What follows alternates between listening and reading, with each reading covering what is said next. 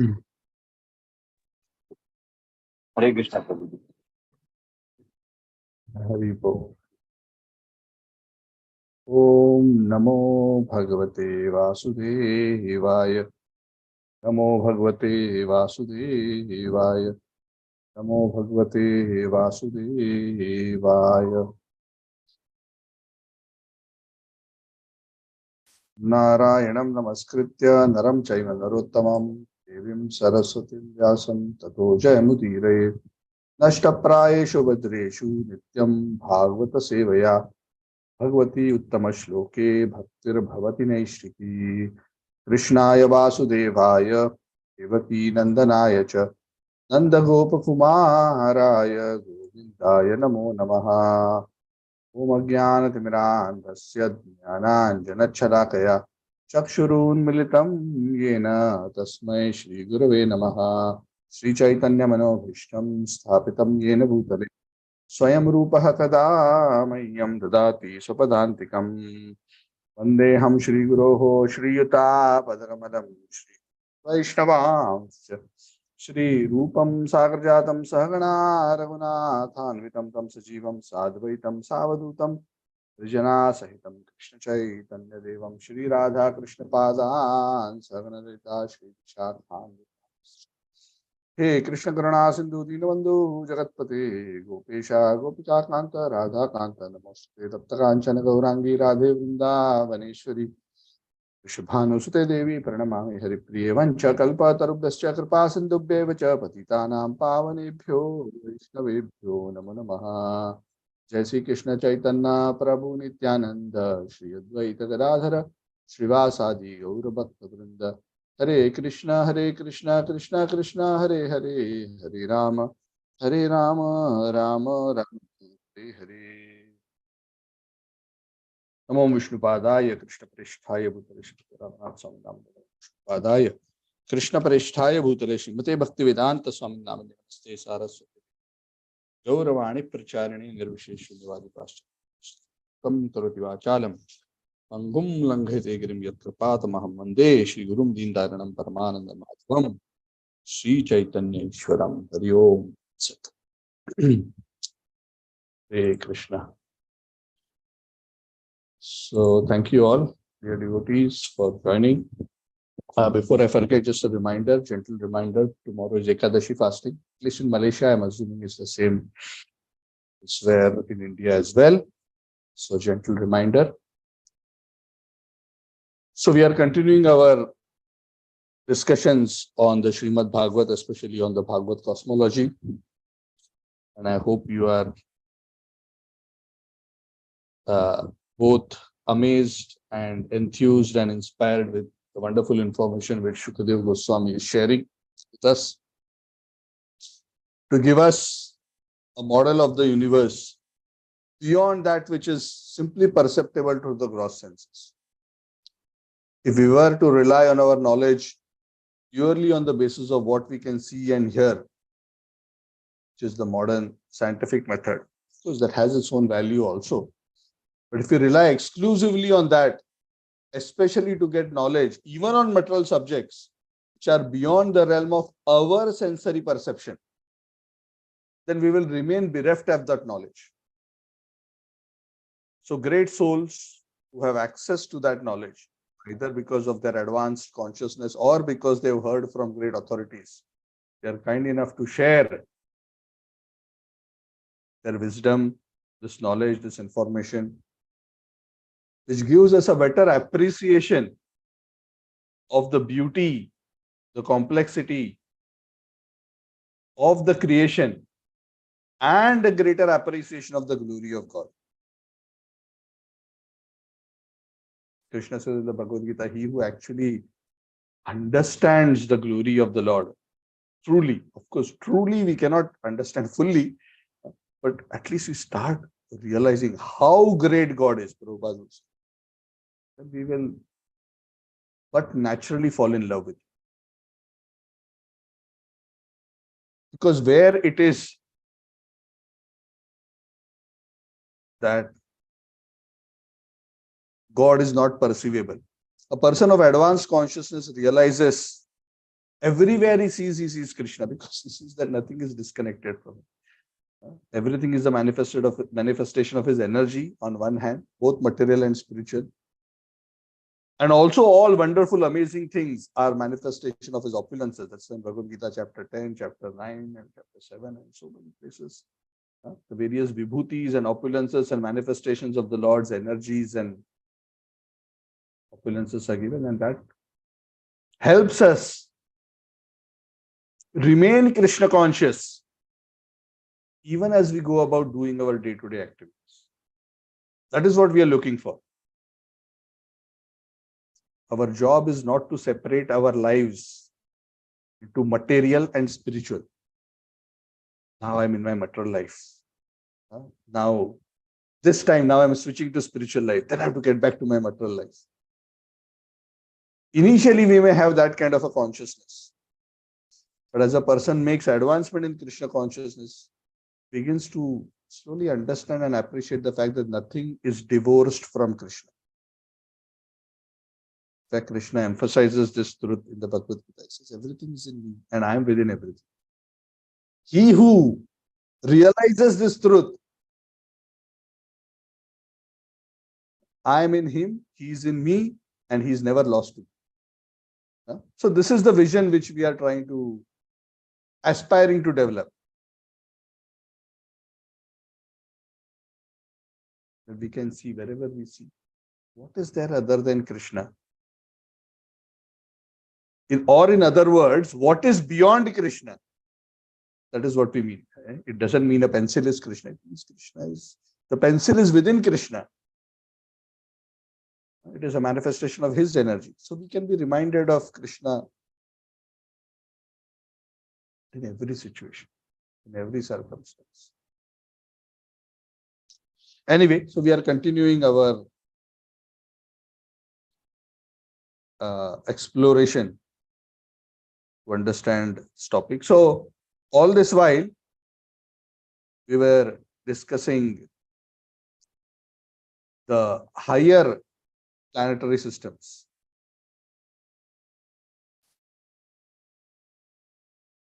I'm just trying to find the image so that I can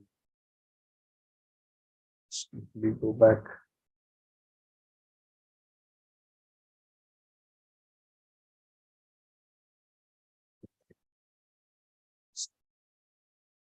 So we were discussing about the higher planetary systems, the vertical structure of the universe. If you recollect, when we began our conversation, we started by saying that the sun, or rather more specifically the orbit of the sun, is at the very center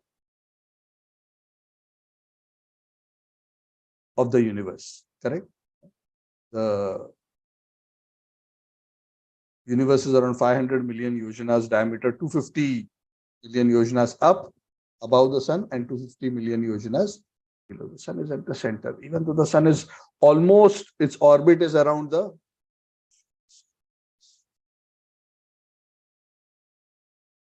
you don't have to stretch your imagination too hard. Okay.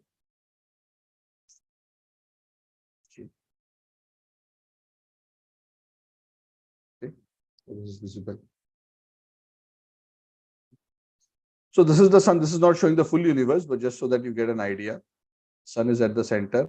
All the way up to the top is 250 million yojanas. And we started our discussion of the vertical structure of the universe by going upwards from the sun. Yes. Sun, moon, nakshatras, Venus, Mercury, Mars, Jupiter, Saturn, Saptarishis, Dhruva, and then we discussed Mahar, Janar, Tapa, Satya, and we went beyond that. We also discussed the Mahavaikuntha in our last class, which is not shown here. Because this Mahavaikuntha came about in the 5th Manvantara, where Lord Vaikuntha, one of the incarnations of the Lord being requested by Lakshmi Devi, manifested that Vaikuntha, and then we discussed how this Vaikuntha has been referred to in various pastimes, where many great sages, be it Bhrigu, be it Durvasa Muni, Be it the four Kumaras, when there are references in the Bhagavad to pastimes where they have visited Vaikuntha, we're talking about the Maha Vaikuntha within the realm, because it is generally not possible for embodied beings to exit from the universe. It's not like going from one room to another. I'm stepping out, I'll just visit next doors and come. Because beyond every universe is the realm of liberated souls. There is no material energy at all. So you cannot step out of the universe unless you're fully liberated. Only great, pure devotees like Narada, who are specially empowered and who are fully in the stage of prema, have that kind of mystic potency that they can actually go anywhere in any material or spiritual. Anyways, so we discussed about the vertical structure of the universe, upwards from the sun all the way up. Now our discussion on the vertical structure of the universe continues, but in a downward direction. So we have discussed 7 upper planetary systems: Bhur, Bhuva, Swaha, Maha, Jana, Tapa, Satya. And now we will discuss 7 below. Okay, I just want to set that context so we don't lose track of where we are in the discussion. So this gets interesting because oftentimes, right from our childhood, we have heard about Swarga, we have heard about Grahas, but this Bila Swarga, the Bhuvar Loka are concepts which, most of us, at least I had never heard of this until I came across the Bhagavad. So this will be a bit interesting. So let us get into that. So this chapter is broadly divided into 2 sections. One is the discussion of Bhuvar Loka, and the other is the discussion of the Bila Swargas. If you remember in our previous conversations, we spoke about what is the concept of Bhuvar Loka. So this is the plane of sun. Now we have zoomed into that picture. Unfortunately, there was no color image, so please bear with me. So this is the orbit of the sun. This is the Bhumandal, which is a terrace-shaped incline. Manasottar mountain is almost at the bottom because it is in the middle of Pushkara Dvipa, which is the 7th ring Dvipa. Yeah. And 100,000 yojanas above, it is roughly the sun's chariot above the Manasottara mountain. So this we have discussed. So I'm not going to go through this again, just so that you recollect what I'm showing. The moon's orbit is above. The moon is closer to the earth. The earth is somewhere here. Actually here to be precise, because the earth is to the south of Mount Sundar. Anyway, the concept of the Swarga is above the sun. Actually, the Swargas, even though Surya is part of the Swargas, technically, Swarga proper is moon and upwards. Surya is said to be situated, the orbit of Surya, if we discussed earlier, is supposed to be situated in the middle of Bhuvar Loka. Now, what is this Bhuvar Loka? In very simple words, Bhuvar Loka is the space between Bhumandala and Swarga. It is not an abode in the conventional sense, in the sense that there are various, residences or planets, but there are still various kinds of beings which occupy this space and go around and do all kinds of things. Now, the details of their activities are not mentioned here, and I'm not too familiar. But basically, they occupy this space. So, we'll be discussing about Bhuvar Loka first. And after we discuss about Bhuvar Loka, then we will get into Bila Swarga. So, there are only 2 slides for today. Very simple. So it is said 10,000 yojanas below the orbit of the sun is the orbit of Rahu. So we know the story of Rahu. In brief, Rahu actually a very, very powerful demon, the son of Simhika. The demon is Simhika, very powerful asura. So we know the pastime of how Mohini Murti, when he was trying to steal the nectar, his head was chopped off by the Sudarshan Chakra and he got cut into two halves, and because he had drunk the Amrit, both parts continued to remain alive. There is a Rahu, there is a Ketu. And now they are rotating. So these are said to be shadow planets. So I don't want to go into the details of the concept of shadow planets and orbital, but in very simple words, if you understand this is fine. But if you don't understand, it's also fine. The Rahu and Ketu are supposed to be situated in the nodal points of the intersection of the orbit of the sun and the moon. If you want to understand more about this topic, so they are supposed to occupy those spaces. They are invisible planets, but they can create certain effects, and they are demoniac entities. If you want to understand more, you can refer to the Bhagavad Cosmology book. I don't intend to go into the details of this topic. They are known to be a part of the eclipse phenomenon. Of course, it is still true that, I mean, they are not literally swallowing up the sun or the moon, but it is compared like that because they have an influence to play as a part of that.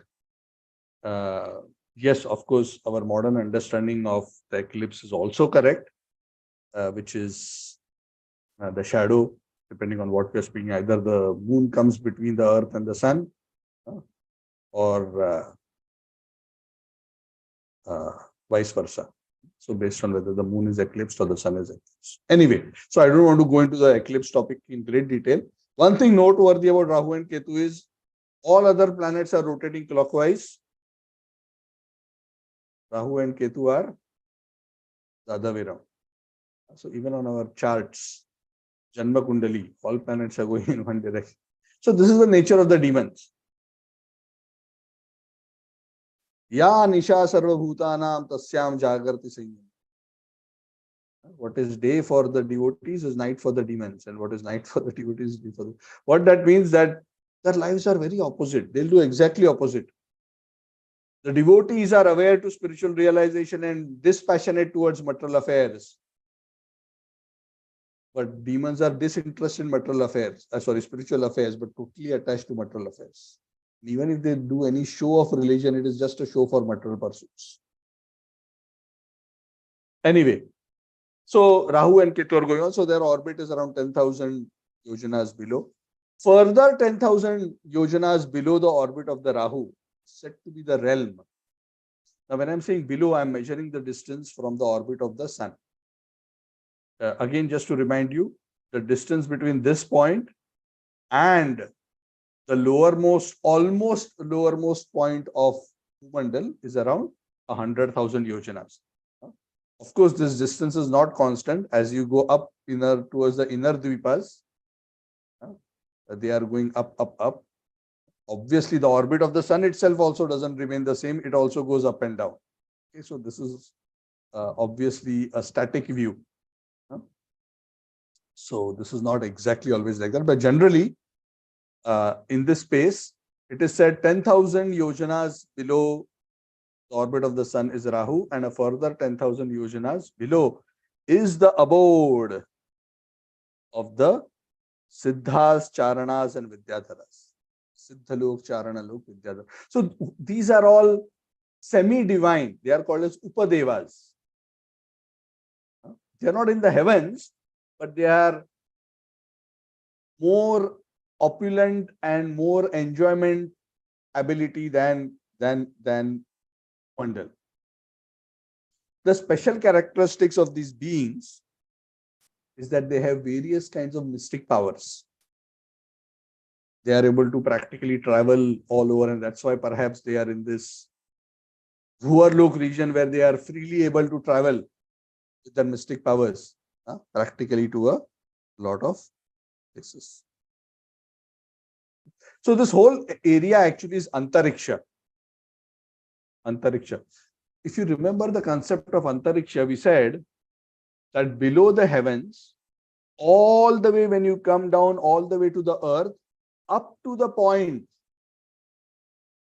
where the earth's atmosphere is there or the clouds are there, up to that point is Antariksha or Bhuvarlok.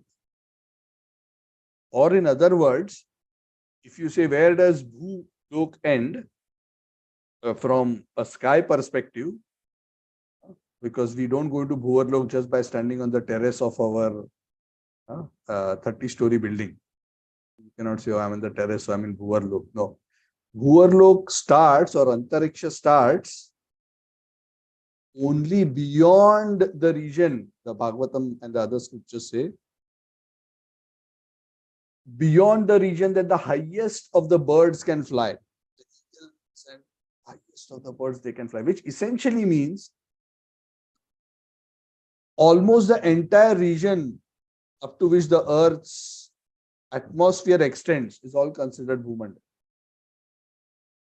So generally our aircrafts also are within that zone.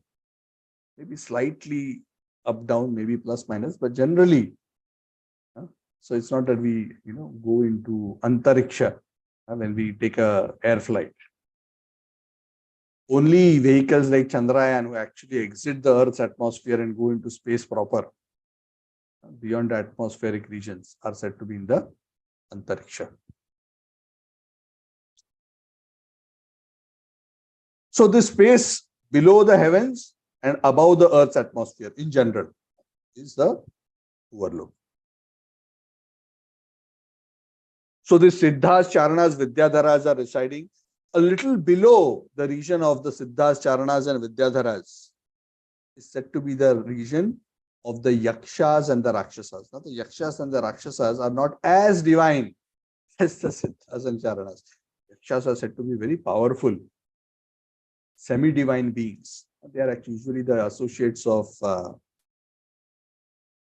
Kuvera, whereas Yaksharaj. The Yakshas and Yakshinis are very powerful beings, very, very powerful. If you remember in the Mahabharata, there's this episode of Yaksha Prashna, where Yaksha, the invisible Yaksha, asks question to Yudhishthir. So anyway, Yaksha is a very big topic. They are actually protectors of treasures. So anyway, that's a very big topic. I don't want to go into that. They are very powerful and they are very, very protective of their wealth, and they are also quite mystical and change forms and a lot of things. Rakshasas, of course, are demoniac beings. In this region also of Antariksha hovers various kinds of bhutas, pretas, pishachas. This is what the Bhagavatam says.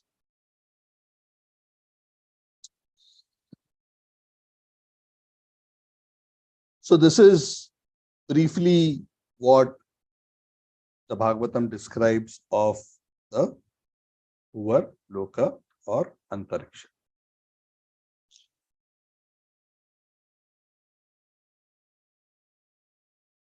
Now the Bhagavatam moves the topic of the 7 lower planetary systems or Bila, Swarga. So this is an interesting picture. There are a few pictures, but this was color, others are black and white. So I thought it was a bit more attractive to perceive. But this doesn't give the full impression of things as they are. But nonetheless, I will try to explain based on verbally some of the added dimensions. So the Earth disk, maybe I should go back to this picture. This will help you understand. Okay, I think this will help you understand first.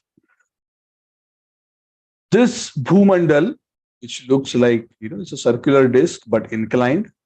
Remember, this is a round disk, big round disk, which is conical in shape. At the center, in the middle of Jambudvip, in the middle of Ilavarta Varsha is Mount Sumeru. If you recollect, Mount Sumeru is 84,000 yojanas above the surface of Bhumandal. And it is 16,000 yojanas embedded into Bhumandal. Please understand this Bhumandal, even though there are various dvipas on the surface of Bhumandal, this whole Bhumandal disk is solid earth.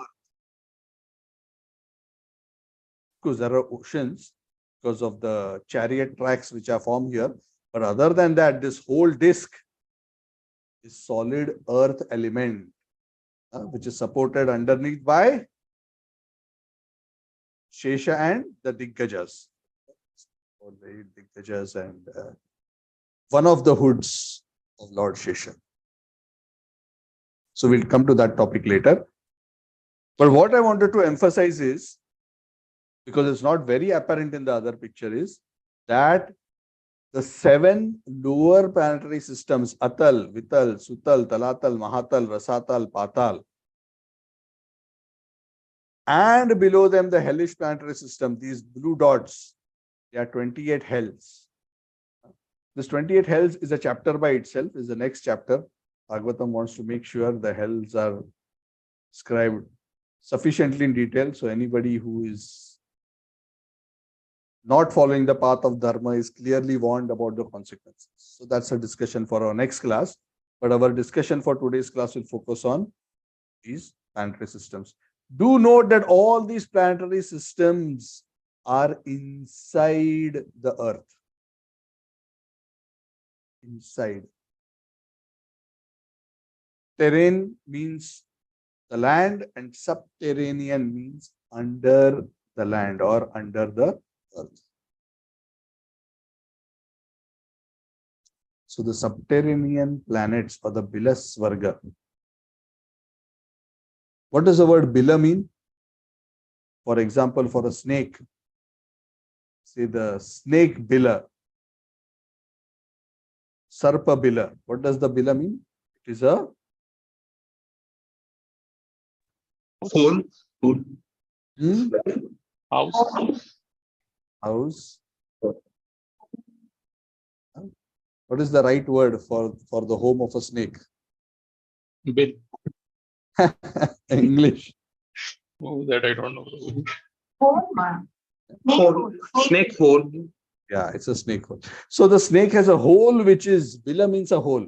It has like a small passage which is dug into the earth. So these Bila Swargas are actually passages underneath the earth. Obviously not tiny like the sun's, like the snake's Bila, but huge passageways inside the earth in which entire cities and kingdoms and millions of beings who are accommodating these lower planets reside. So I wanted you to appreciate that even while I am going to the other picture.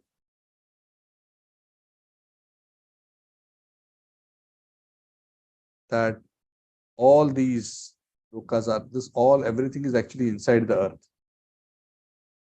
This is the top layer of the Bhumandal. This is Mount Sumeru. Yes. Anybody remembers what is this? Vertical lines drawn here. The trees, bro. Huh? Trees It's and mountains. Ganga. Trees. Ganga. This one is one branch of the Ganges. This white is one branch of one branch. What are the other?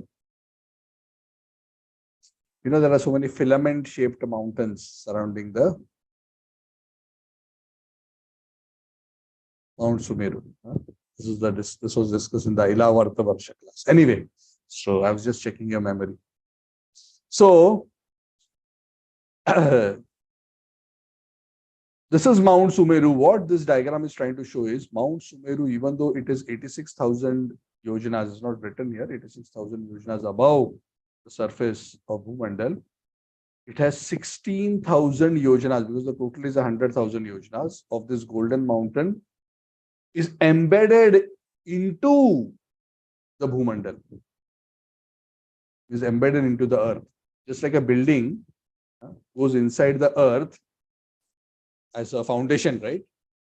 So this foundation, which is embedded in, is holding the Mount Sumeru upright, 16,000 yojanas.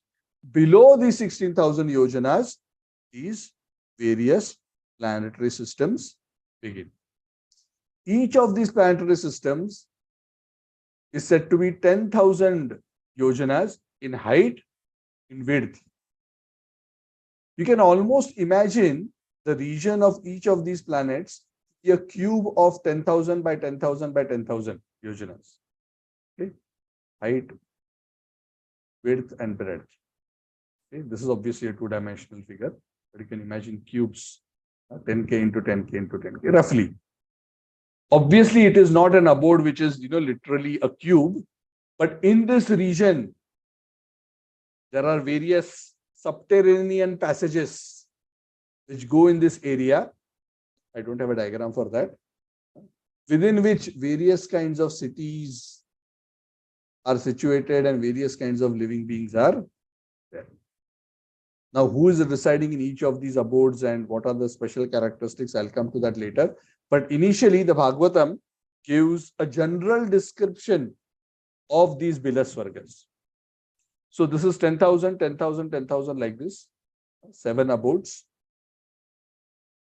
Between each of these two abodes, for example, between Atal and Sutal, there is 500 yojanas of space. So 10,000 yojanas, then 500 gap, again 10,000, 500 gap, 10,000, 500 gap. And then all the way down below the Patal, and just almost at the bottom of the disk, because the earth goes almost up to here, there are the hellish planets located.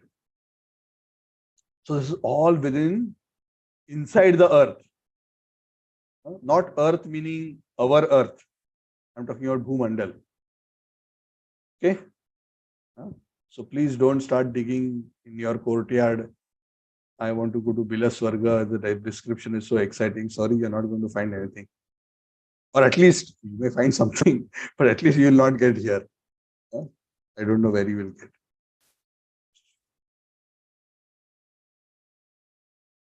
So, the Bhagavatam describes that these 7 lower planetary systems are situated in the hollow cavities of the earth. Hollow cavities. These planetary systems collectively are known as Bila Swarga. Bila means whole cavities inside the earth. But why are they called Swarga?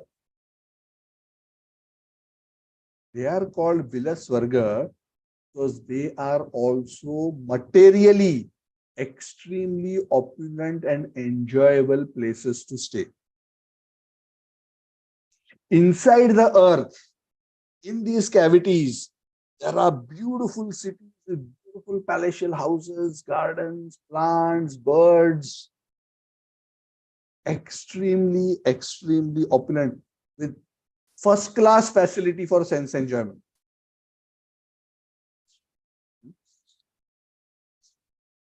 So much opulence and so much sense enjoyment that it is even better as compared to the heavenly planets. Bhagavatam says. The enjoyment in Bila Swarga, material enjoyment, is of a higher standard even than the heavenly planets above. So they are also Swarga, but they are Bila Swarga, below Swarga. That was Divya Swarga. This is Bila Swarga. And of course, the earth has Bhauma Swarga. Beyond Bharatvarsha are all Bhauma Swarga. Most of the residents across these 7 planetary systems are essentially fall within the categories of Daityas, Danavas, and Nagas. So if you go back to the 3rd canto, 4th canto, the discussion of the Visarga, you remember Kashyapa Muni had many wives. He's a Prajapati, great powerful Prajapati. One of his wives is Aditi, sons of Aditya are mainly the Devatas, the Adityas, Indra, Adi. His wife Diti is the mother of the Daityas. These are the Daityas. His other wife Danu, her children are the Danavas. His other wife Kadru, her descendants are the Kadravas, who are essentially the Nagas and the various kinds of serpents. So all that we have covered earlier, I just want to give you that even the Devas and Danavas, when you trace back, they are from the same parents, a different mother, same father. So they are also stepbrothers. I'm talking about the top in their hierarchy. Of course, now there are so many descendants. Of course, in the Divya Swarga, the word Divya means they are all devoted to the Lord. They are all servants of the Lord. They are followers of the principles of Dharma. But in exact opposition to that, the residents of the Bila Swarga, their life is exclusively devoted to materialistic enjoyment. No yoga, no devotion, nothing. Their goal of life is very simple. Enjoy, enjoy, enjoy.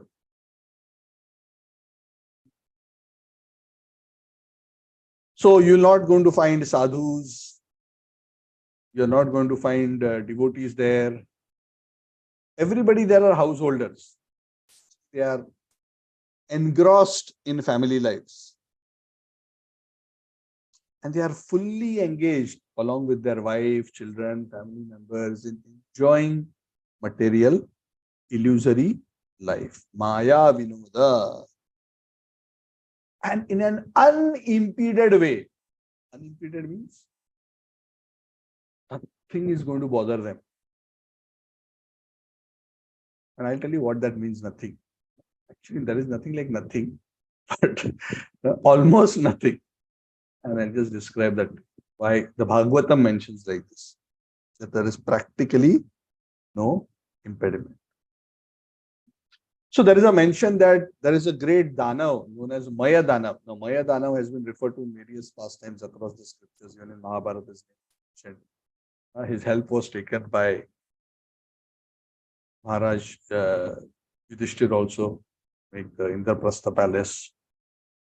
So this Maya Danav, very, very powerful the demon who's expert in illusory arts and who's also one of the best architects amongst the demoniac people. He has actually architected and constructed many beautiful cities across the Bila Swargas. And these cities are very beautiful, very wonderful houses, beautiful walls, gates, assembly houses, temples, yards, resting places. I have no idea whose temples there are. But maybe they worship other powerful demons there. No idea. Sometimes some of the demons are also worshipping Lord Shiva. In fact, we'll come to that discussion because one of the subterranean heavenly planets, which is Vitala, Lord Shiva personally is residing.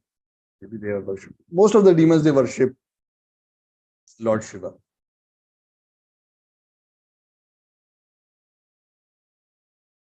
And all these beautiful places are constructed with extremely beautiful and embedded with valuable jewels. And they are always crowded with the families of the Nagas and the Asuras and beautiful birds, pigeons, parrots all around. It's a very beautiful. It doesn't mean just because it's demoniac, it's not like a dingy, dark, smelly place. So very enjoyable. See, even a most demoniac, materialistic billionaire, so a beautiful garden. They'll want, some deers moving around. And they want also a pleasant, pleasurable environment. Especially the Rajasic ones. Those who are extremely tamasic, that's a different thing. They enjoy this kind of dingy, dark environments. Beautiful lakes, reservoirs, beautiful birds. So a lot of description is given. I'm not going to go into that. There's one very interesting feature of the Bila Swarga, which I want to mention. And that feature is, and this is a question to all of you. What would be the condition of life in a place which is subterranean? How would it be different as compared to the life of living beings like us who are on the surface of Bhumandal or in the other Swargas? What do you think will be one obvious characteristic? Hare Krishna Prabhuji. It is, there is no sun in that year. It illuminates the naga, some diamond like some snake head, something, some jewel. Okay, okay. Yes, thank you. Correct. So the important characteristic is sunshine cannot reach here because this is inside the earth. Now, when sunshine cannot go there, what happens when you are in a place where there is no sunshine? I mean, apart from it being dark, that's one part, and there is an alternate source of light, and we'll come to that. But the important characteristic is if there is no sun, then there is no Day and night. Very good. Yes, there is no day and there is no night. You don't feel the passing of time. We feel the passing of time because we see day and we see night. Day and night. So we have a sense of time as the sun moves in its own orbit. But living entities here, they don't feel the sense of time passing because of this, and because they don't see the Kala Chakra operating. Kala is operating, but because they don't see it, they are free from the fear of time. You understand? For example, right? Array, today's day is over, Sunday is over, tomorrow is Monday morning. Go back to work. Oh, one more year, my birthday. People are excited about their birthdays only up to maybe 30s or 40s. After that, they become shy to tell their age. Every birthday they feel, oh, one more year, I have become old now. So that kind of fear is not there amongst these. And this fear, it's not that just because of this reason they don't feel the passing of time. One reason obviously is that they don't feel the presence of day and night. The other reason is that the kind of effect of the passing of time which living entities generally feel, like us, our skin starts aging, wrinkles come, our hair starts turning white, we start feeling weaker as age progresses, we start feeling diseased, get old. None of these effects are experienced in Bila Swarga, which means a person continues to remain perfectly hale and hearty with strong functioning of senses throughout the entire duration of his life. Fully absorbed in enjoying material enjoyment without impediment, no matter how much he eats, no indigestion. It is said they all drink certain herbs, certain elixirs there, which keeps them always free from disease and keeps their senses very, very strong. So the life there is very, very spared for material enjoyment. And no day, no night, so they're just going on enjoying and enjoying and enjoying. And like Veena Mataji mentioned, the only source of light there, it's not fully dark. The source of light there is that there are so many nagas in this subterranean realms, snakes, who have jewels on their head which are luminous. So the light there is by the light coming from the jewels on the head of serpents.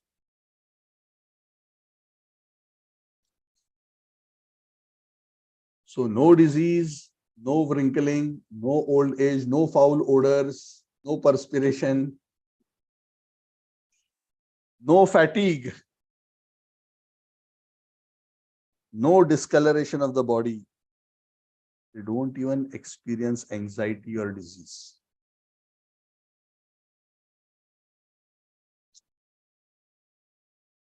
So wonderful facility to enjoy. So if somebody wants to have demoniac enjoyment of sensual enjoyment, this is a good location. Of course, none of you should aspire for this kind of places, because the association there is only sense enjoying people. Demoniac, sense enjoyers. Even though all these comforts are there, there is only one source of fear there. So the Bhagavatam says that even though the living beings within this region do not die from any normal material cause like old age, they are only killed by the influence of the Sudarshan Chakra. It is said time to time, when the lifespan of the enjoyment of these denizens of the Bila Swarga gets over, the Sudarshan Chakra zooms into the Bila Swarga and terminates the life of those whose time is over. Correct? So one thing they fear as they are enjoying is they look around whether Sudarshan Chakra happens to come. So Sudarshan Chakra is their biggest fear, because it is the bearer of the message of death for them. It is said the wives of the demons sometimes become so scared on seeing the Sudarshan Chakra that they will even have miscarriage. Like that, the Bhagavatam describes. So the effulgence of the Sudarshan Chakra is extremely fearful for. So in summary, we are still discussing broadly Bila Swarga. They are extremely opulent, extremely materialistic, unlimited facility for material enjoyment, practically unending lives, no sense of time, just enjoy until Sudarshan Chakra comes and terminates there. So this is the broad characteristic across 7 Bila Swargas. So now we will go into each of the Bila Swargas briefly, and then we will conclude the chapter.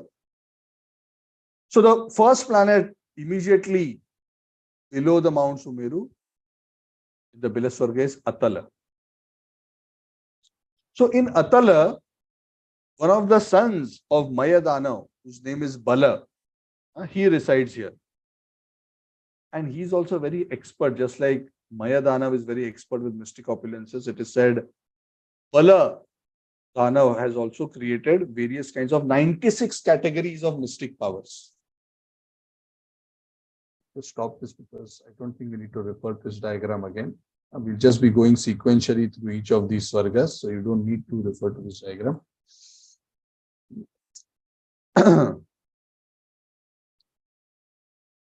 96 kinds of mystic powers.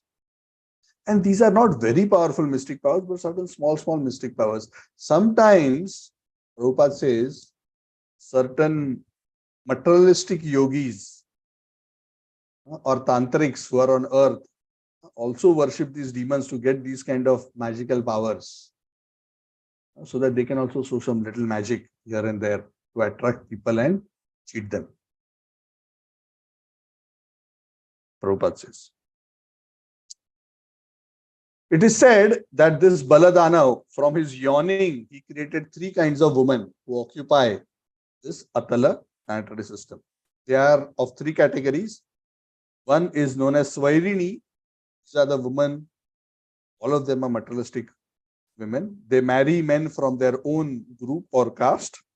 Then there are Kaminis, especially look to get married to men of other castes or groups, and Pumschalis, who are considered very unchaste because they continuously change one husband after another. So this is like common already in Kali Yuga nowadays. Pumschali. Live in, jump from place to place, no sacredness of the Vivaha, Samskar. So this category of women are known as Pumschalis in the Atala. Maybe a lot of Pumschalis have come up and born on earth. So the main activity for these women, all three categories, of course, Pumchalis are the most degraded. They are just interested in enjoying at the bodily pleasure. So the entire obsession is physical enjoyment. It is said whenever a man enters their house, they feed him a very special beverage, which is known as a hataka. It's an intoxicating kind of beverage, which makes a man very, very, increases his vitality and makes him feel very strong and powerful for enjoyment. And it is said the beverage is so intoxicating that when a man drinks this hataka, he thinks he has the strength of 10,000 elephants and he thinks he's as powerful as God. He thinks, I am God. The Bhagavatam says like this. So this is the concept. So they are also taking medicine and various kinds of herbs. Ultimate objective is a man and woman want to spend all their time enjoying bodily relationships. So this is the state in Atala. When you go one planetary system lower, Vitala. Vitala is an abode of Lord Shiva. Lord Shiva also stays in another Rudra form. If you remember, just like Lord Vishnu is in many places, Lord Shiva is also in many places. Where does he stay? We discussed another place. Where? Anybody? Prabhuji Tapoloka. Prabhuji Tapoloka. Yes, also on Tapoloka, thank you. Also on Ilavarta Varsha, in the Kailash Parvat on Ilavarta Varsha, which is at the south of Mount Sumeru. There also, between the two mountains, I think Karnavira or something like that, and Kailash, that region, Lord Shiva is staying with his consort, where no other male is allowed to come. We had that discussion when we discussed stories of Ilavarta Varsha. So Lord Shiva is there, one Rudra is there in Tapoloka, one form of Lord Shiva is there in Ilavarta Varsha, and another form of Lord Shiva with Bhavani is staying on Vitala. So of course there are many demons on Vitala also, but the characteristic worth noting is Lord Shiva is also residing here. So from the union of Lord Shiva and Bhavani, it is said a river flows, which is known as the Hataki river. And that river is said to be very, very powerful. It is said by the influence of fire and air, the banks of that river, they form a kind of gold known as the Hataka gold. And demons and their associates, the ladies, they come there and they pick up that gold and make various ornaments to decorate themselves with this kind of a gold. So Lord Shiva and Bhavani reside there. The planet under the Vitala planet is known as Sutala planet. Now this Sutala planet is very special because as a special exclusion, of course Lord Shiva is a great devotee in Vitala, but in Sutala one of the greatest residents is Bali Maharaj, who is a great devotee. So not only Bali Maharaj is residing here, but guarding the entrance of Sutala Loka, Lord Vamanadev, who had given that blessing to Bali Maharaj, is also there, his doorkeeper. You remember that past time? We have discussed briefly. Of course, we'll be discussing later also in more detail. But how Vamanadev took that big, huge Trivikram form and subdued Bali, and Bali surrendered everything, Atma Nivedana, at the lotus feet of Bali Maharaj, at the lotus feet of Vamanadev, and Vamanadev was so pleased that he blessed him with pure devotional service. He blessed him with the kingdom of Sutala. He granted him his wish to become Indra. He is going to become the next Indra. Now he's in Sutala, but later he's going to become Indra at the end of this Manvantara.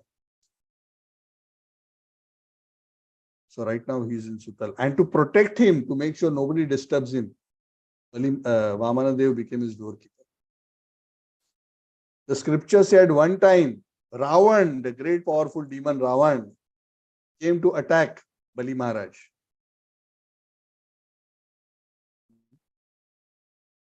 It is said at that time, Lord Vamandev gave him one big kick to Ravan as he tried to come there.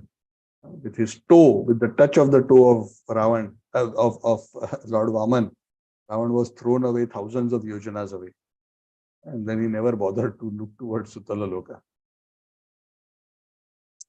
So that is the special position. So Bali Maharaj, of course, is ruling the opulent kingdom of Sutala Lok, which is very, very beautiful. But the real wealth of Bali is his devotion to the Lord. Because the Bhagavatam says that Bali Maharaj did not achieve this status just because he gave a big donation.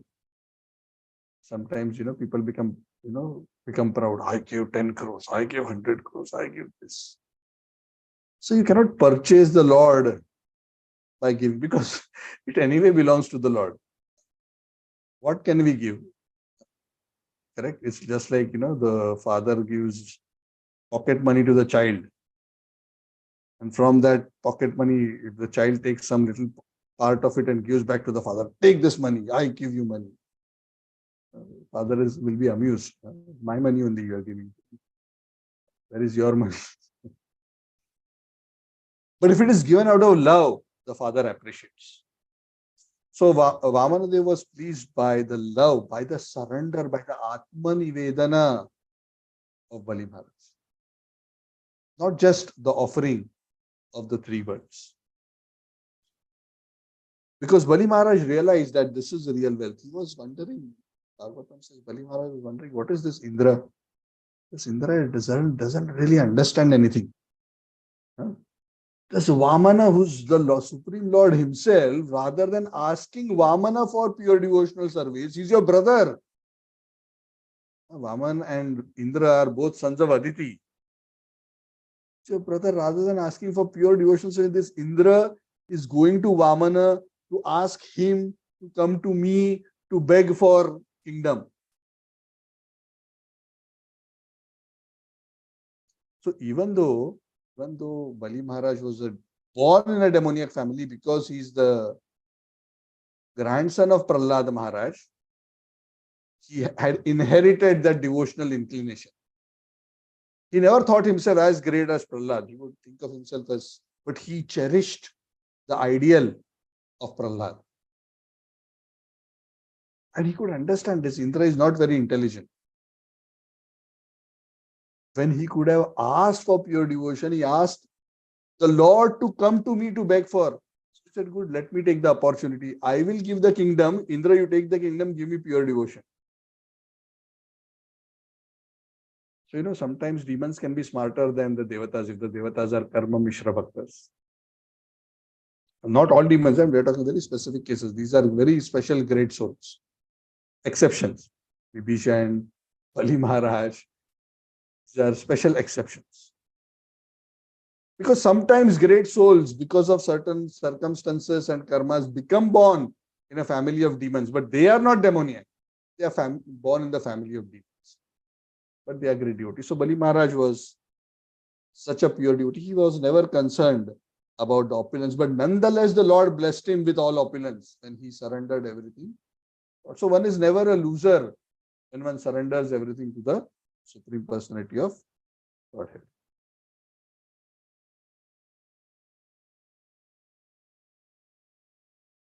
So like that. So this is the discussion of Bali Maharaj and his glory. So this is what is described in the Bhagavad. So we'll continue our discussion. Below Sutal is Talatal. So Maya Danav, about whom we discussed, whose son is in Atal, the one who's that master illusory magician, the Maya Danav, he rules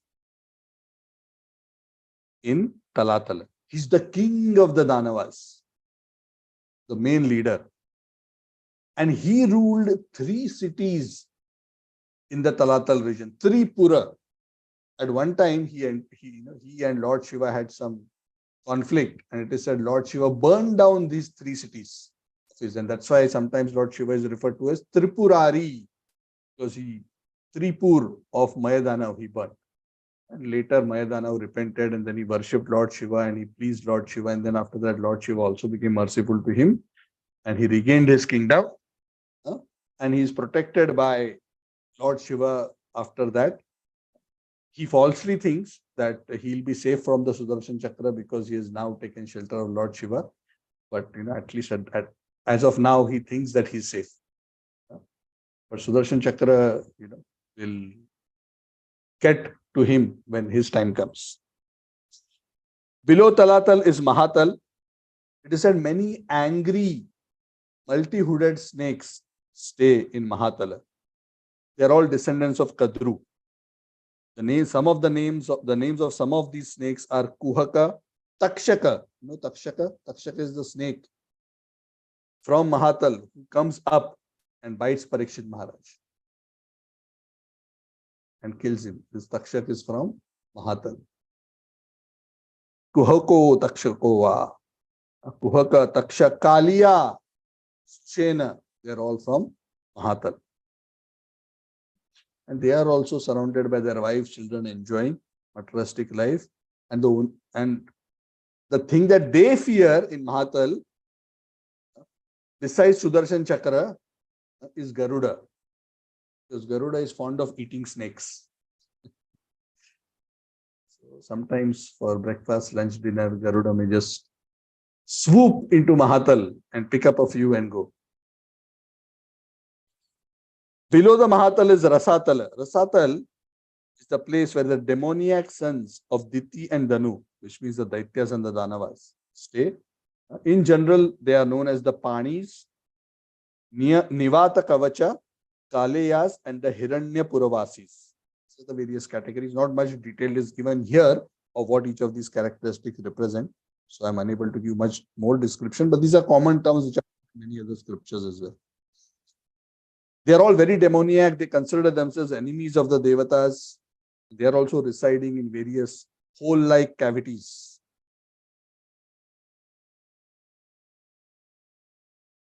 They are very, very powerful. It is said right from their birth. And they are also extremely envious, cruel, and proud. All demoniac characteristics. But no matter how powerful they are always defeated by the Sudarshan Chakra. The lowest of the planets below the Rasatala is Patalalok. Patalok is also sometimes known as Nagaloka. Nagaloka, like Mahatal, is also an abode of snakes, even more powerful snakes than the Mahatala. Multi-hooded snakes. And these snakes, these Nagas, are not just ordinary snakes like our earth snakes. These are very, very powerful mystical beings. They are not just big cobras or anacondas. You're not talking about that. These are species who can change forms, can even come on earth in a, Nagas, it is said sometimes they come on earth and walk around as if they are a human being. Sometimes they'll transform into a snake, sometimes into half man, half snake form, sometimes into snake form.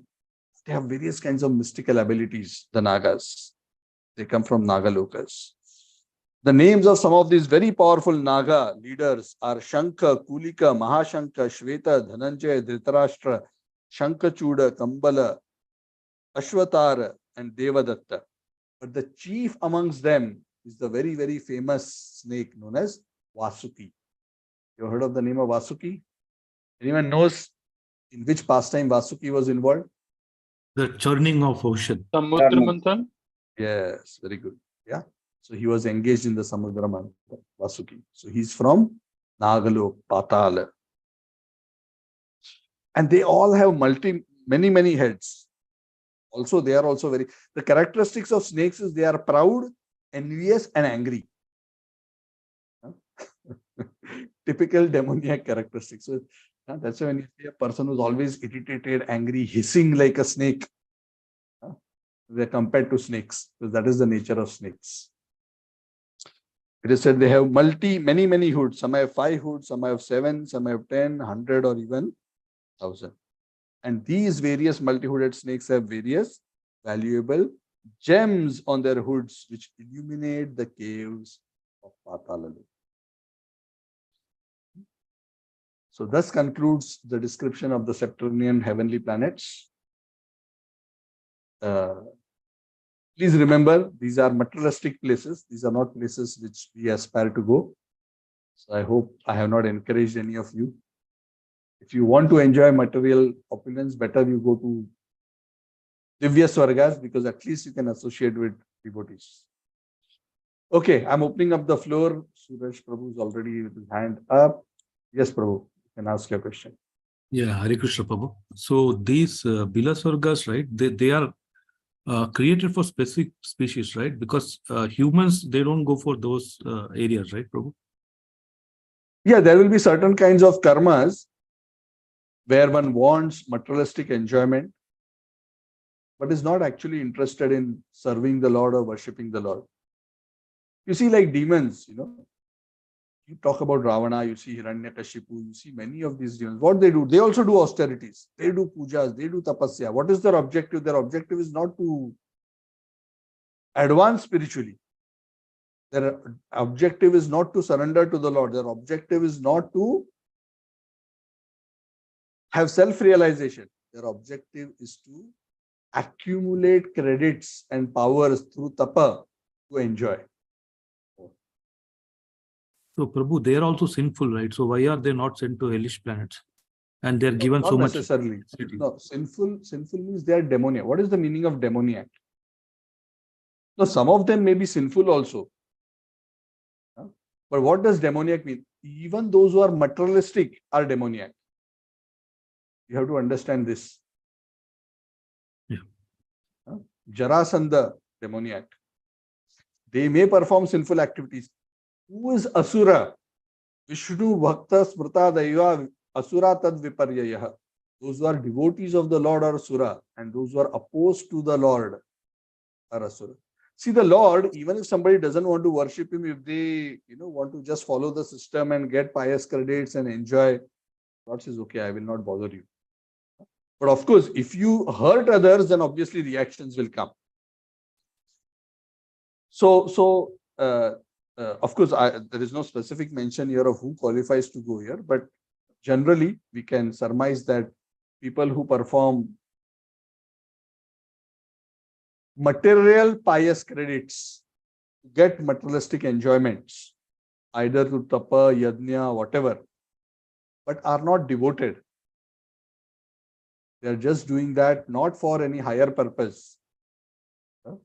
Like the asuras who do various kinds of tapasya to get power only to enjoy. They will come to these spaces. So Prabhu, so when they're killed with Sudarshan Chakra, are they getting liberation or they get a human life? No. They're not getting liberation. Okay. Yeah. So they are just being...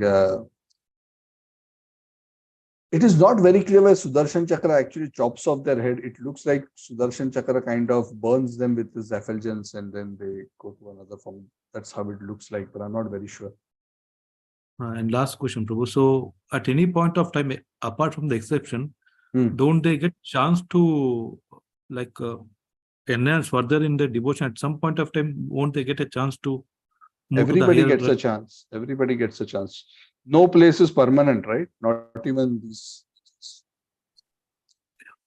So if you are fortunate to be in Sutal, you have an opportunity. Even within Lanka, there was an opportunity because Vibhishan was there. The problem is not the opportunity, the problem is the desire. If you have the right desire, Krishna will create the opportunity for us. People are generally put into these kind of places where generally there is no exposure because that is their inclination. Yeah. But if we are sincere and we have no idea how we can get the right association, the Paramatma in the heart knows our desires and will guide us the right association. You understand? Correct? Yeah. Yes, so thank you. yeah. So I myself also had that experience. Of course, I'm not from subterranean heavenly planets, but even on Earth, sometimes when we are interested in spiritual progress, but we don't know where to go because there are so many cheaters, so many people, you don't know what is the truth. So I prayed to the Lord. I don't even know Krishna is God.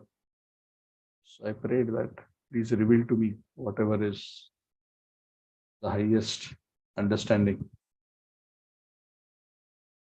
And very soon after that, Krishna guided me by creating the right circumstances. Yeah, Prabhu. Thank you, Hare Krishna. Hari Bol. Yes. Yeah.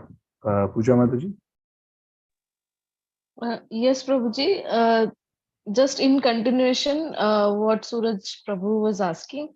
So even though those people were killed by a Lord only, they did not get the liberation. They are not killed by the Lord. They are not killed by the Lord. Sudarshan Chakra on his own accord goes and knows when to finish off whom.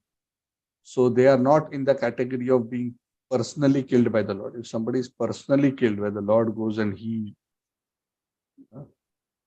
is the one who explicitly sends the chakra and kills, then that is considered a vad by the Lord. These are not considered killed by the Lord. The chakra is a person. The chakra is a deity. Sudarshan Chakra is also a personality. So he also does that. That's part of, looks like that's part of his seva. Finish off the lives of the asuras in the Bila Swarga. So it is not a vad by the Lord. Okay. And Prabhuji, you said Diti means Kashyap's wife, Diti.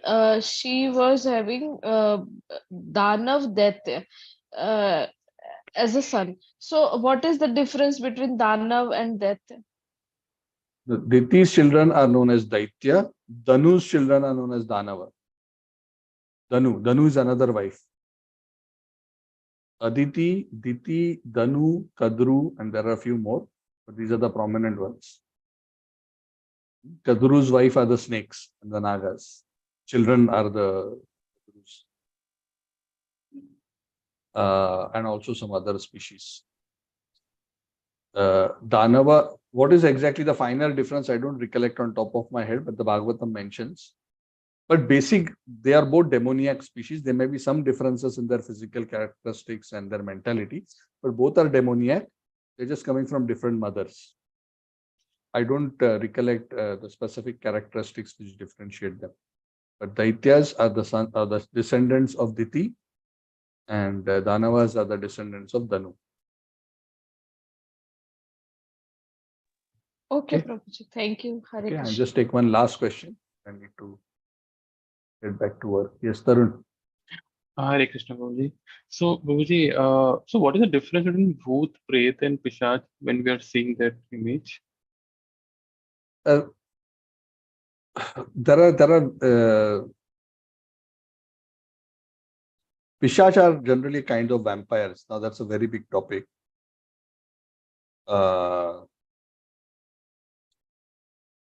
Pretas are a kind of course, Pretas have also many categories, but Preta is a species between the deceased soul and the Pitri form that the deceased soul takes. Sometimes the living entities become trapped in a Preta form.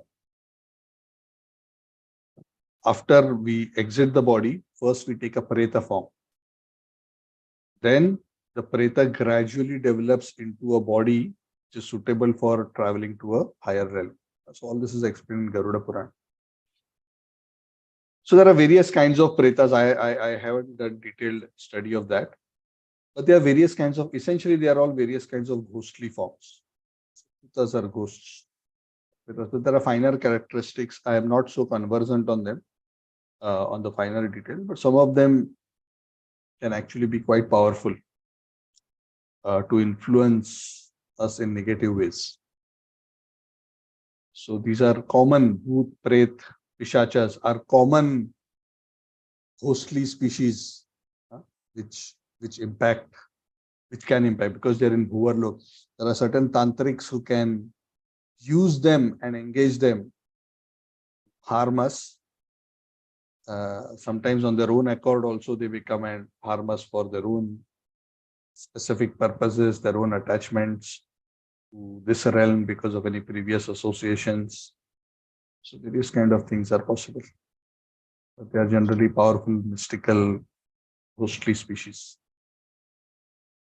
So, Prabhuji, one just association with that, these are the species which is not being sent to Narka or they are hanging in between? This is a different kind of punishment.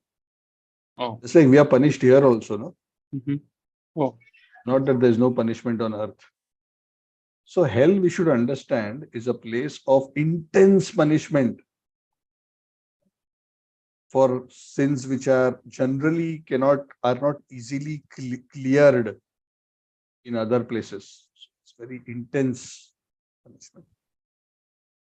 Otherwise, normal karmic reactions are possible. See, it is not even that the devatas are also always enjoying. They also go through reversals. They also get beaten up sometimes.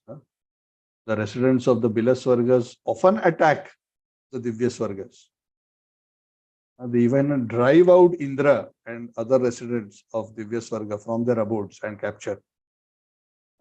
So it's not that just because somebody goes to heaven, it's all good, all peaceful. No. So material existence has its own share of misery. The proportion may vary in different realms. Only place which is without misery is Vaikuntha, which means the place without miseries. Otherwise, every other place is a mixture. The hells are specifically designed for intense punishments. Otherwise, there's a mixture everywhere. Okay, so we'll conclude here. We can any other questions we can continue in the next, because the topic is continuing in terms of the hellish planets which lie below. We'll continue in our next class. Okay, so have a blessed Ekadashi tomorrow. Granthara Srimad Bhagavatam ki Jai, Shri Prabhupada ki Jai. Thank you, Prabhuji. Thank you very much. Hare Thank Krishna. you. Thank you, Prabhuji. Prabhuji. Hare Krishna Krishna. Prabhuji. Hare Krishna, Prabhuji. Thank you, everyone. Prabhuji. Hare Krishna.